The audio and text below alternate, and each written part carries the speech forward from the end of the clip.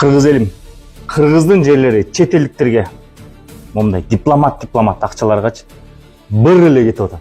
Ар бир сантиметр жер үчүн ар бирибиз кашык каныбыз калганча күрөшүүбүз керек. Мен мурдагылардай жерди бере салып эле маселе чечип салгыдай саткын эмесмин. Мындай пикирин президент Садыр Жапаров Кабар улуттук агенттигине берген маегинде айтты. Кыргызстандын жери сен экөөбүздүн менчик жерибиз эмес. Ме деп эле кармата салгыдай. Бул жер үчүн ата бабаларыбыз дагы канын, жанын аягын эмес. Биз дагы аябайбыз. Келечек муун дагы аябашы керек. Анткени биз ата бабалардан ар бир карыш жерди келечек муунга мурас катары өткөрүп беребиз деп карызга алганбыз деген Садыр Жапаров. Бул бийлик болбогон акчага кыргыздын жерлерин 49 жылга деп чет элдиктерге берип атат. Мен жазып алган Ысык көл. Ысык көлдүн чет элдик миллиардерлер монтип болбогон бир тыйынга алам. Миллиардерлер үчүн мондай эле бир тыйында могу жерди алып атат. Инвесторбуз деп Жылга алып туруп, үй салып алып жашай берсе болот экен да. Ооба. 49 жыл эчтеке болбой чет элдик жаран бизде мыйзамда жер сатууга тыюу салганбыз дагы, а бирок 49 жылга берип койдук, ал жашап атат. Ошондойбу? Убактылуу пайдалануу укугу бар. 6 моунун ичин көргөзбөйм. 6000 гектар жер. Ошо чет элдиктер. Так эле ушул коробканын ичинде болот деп атышат.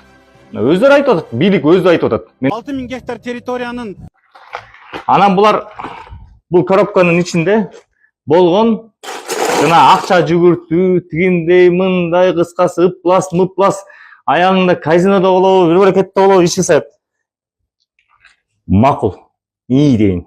Бирок калгайакта болуп атат. Мына биздин Ысык көлдүн, мисалы, мына Ысык көлүбүз, бул тамчы.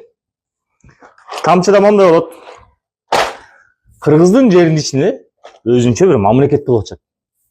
түзүлө келип, кирип, бул жерде өзүнүн жана соглашение, контракттарын кылып, бул жерде Укамбас көсүнчү.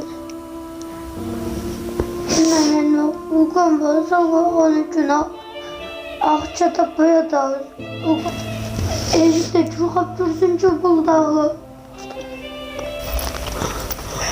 Ассаламу алейкум, урматтуу кыргыз элим, мен Кубанычбек кызы Кымбат. Мындан алдында сиздерден жардам сурап кайрылган элем. Уулум Мухаммад 5 жашта, азыр баса албайт. Ошо жол кырсыгынан улам ушундай абалга түшүп калган. Мындан алдын 3 жол операция болгон башында. Азыркы учурда башында аппарат менен жашап жатат. Сиздерден суранарым, ушу баламдын операциясына жардам берип кетүүңүздөрдү өтүнөм. Берген жардамыңыздарды алып атабыз. Аллах разы болсун барыңыздардан. Көп түкүрсө көл болот дейт. Ушу балам басып кетүүсүнө себепкер болуңуздар. Балам да бутуна туруп, өз алдынча мектепке барып, өз алдынча ойношун каалайм. Мен баламды көрүп жүрөгүм ооруйт. Бизге азыркы учурда $45,000 акча каражаты керектөлүүдө. Бизде андай сумма жоктугунан улам аргасыздан кайрымдуу кыргыз эли менен жардам сурап кайрылып жатам. Бизге кайрымдуулук кылам деген инсандарга өзүмдүн атымда банк ачылган. 3197 Кымбат К деп чыгат. Ошо Россия өлкөсүнөн котором дегендерге Сбербанк 3097 Нурбек деп чыгат. Ал дагы өзүмө караштуу. Аллах таалам баарыңыздардан разы болсун. Берген жардамыңыздарды алып жатабыз. Тинькофф жок. договорлорду түзүп, бул жерде өздөрүнүн жана соода саттыктарын жүргүзүп, кайра чип Бул жерге самолеттор учуп келет. Самолеттор менен келип, бияка келип, кол коюп, кайра учуп кетип турушат экен да. Самолеттон чыккан көк түтүн баягы эле Ысык көлүбүздүн үстүнө монтип чачылат жатат. Андайчы. Мына монун баары көмүр кычкыл газы дейм, Мындай. Ушу самолеттон анан эмне? Булар баягы коробканын ичинде. Булар өзлөрүнө чегара коюп алганы менен, бирок жаратканын чегарасы жок да. Жараткан атмосфера, абанын чегарасы жок да. Бул жерден чыккан көк түтүн дейбиз, кара түтүн дейбизби? Ошонун баары каяка? Мына Ысык көлдү монтип айланып чачылып турат. 10.000 киши жашайт деп атат ушу коробканын ичиндечи. 10.000 киши. Бүт чет элдиктер. Ошакчы. Эмне кылып атат? Союкканасыбы, мойкукканасыбы кыргыз элин билбейт. Бирок ушул жактан чыккан, абага чыккандын баары тең Ысык көл, анан биздин кыргыз элим булардын мындай айтканда осурагын уусун жыттайт. Ошол менен думагат.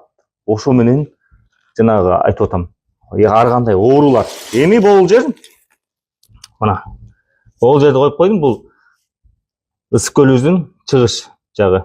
Жанагы Жаңбашчан, only 40 Алатоо резорт, Жыргалаң. Бул жакта дагы биздин кыргыздын момундай болгон сонун жерлери сатылды деп турат.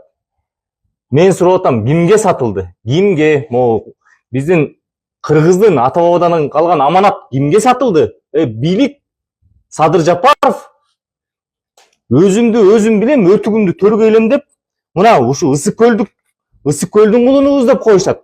Жерлерин 49 жыл могуну элестеткиле. Мисалы мен 45-темин кыргыз элим.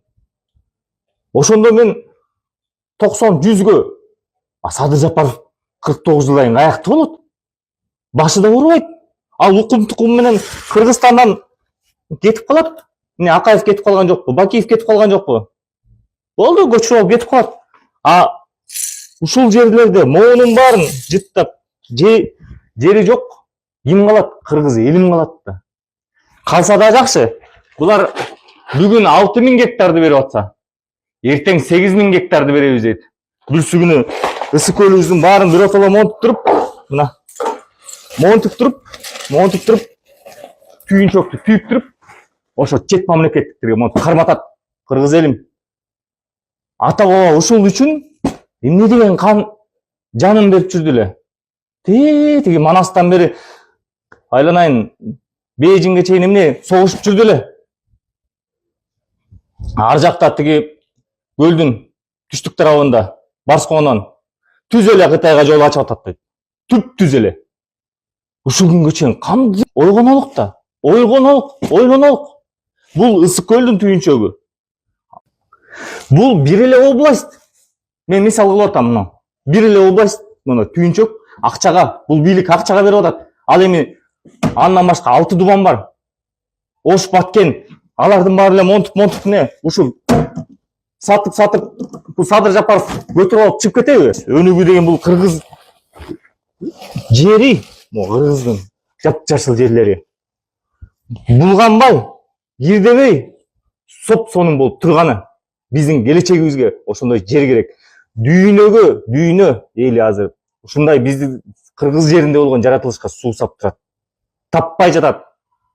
Ал эми жанагы акчанын күчү менен бүгүн киргендер эртең элибизди айдактатат. Каалагандай калчайт. Бир эл азыр өзүнө батпай калды. Мына Тибет эл көрүп атабыз.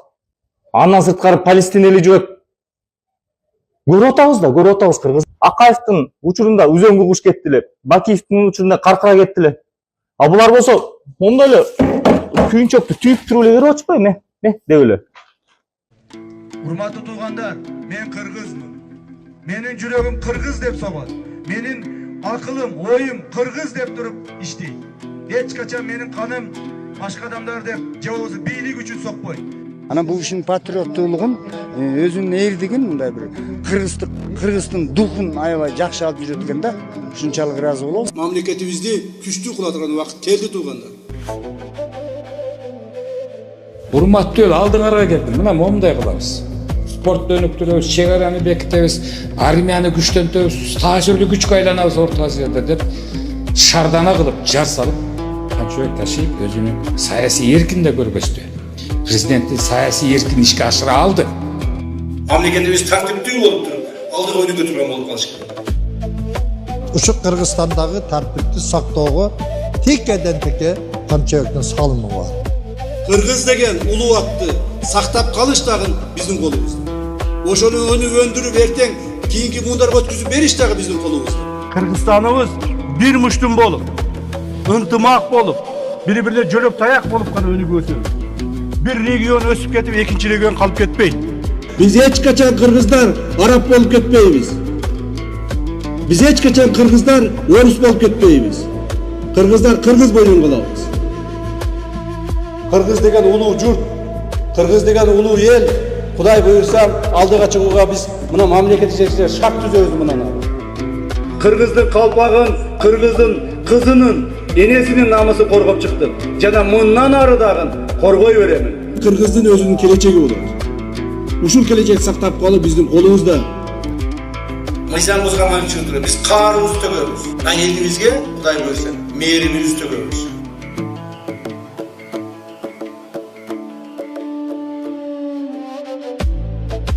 Meyli biraz kövrek türesek dagı. Akıllırak işlese dagı özümüzdün adamdарды koldoğun. Kırgızstandıktарды. Kırgızстандын içinde işsiz жүргөндөрдү тартылат. Макул mu? Сүйлөгөн сөзү убадасына турганы жагат да бизге Ташиевке. Оозунан чыккан сөздү кээ бир киши аткарбай эле келет да, ушуга кадер эле. Ташиевке ишенебиз биз. Оозунан чыкканды аткарат. Өзүн тоголукка салып, өзүнүн баркынан Кыргыздын наркын бейик тутуп, ошол жакшы бир элибизди сүйүнткөн, кубандырган, ийгилигине ити да сүйүнгөн жакшы бир жашаанды алып келип отурат. Генералга бул жерден таазим кылыш керек. Ташиевке окшогондон бизге бир жыгына боттугу керек. Шундай адамдар көбөйсө, Кудай кааласа оңолот дейт.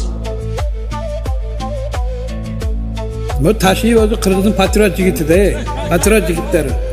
Biz onu kollayızam, kuvattayızam. Mana bizge kança küç kuvat dem berip ketdi.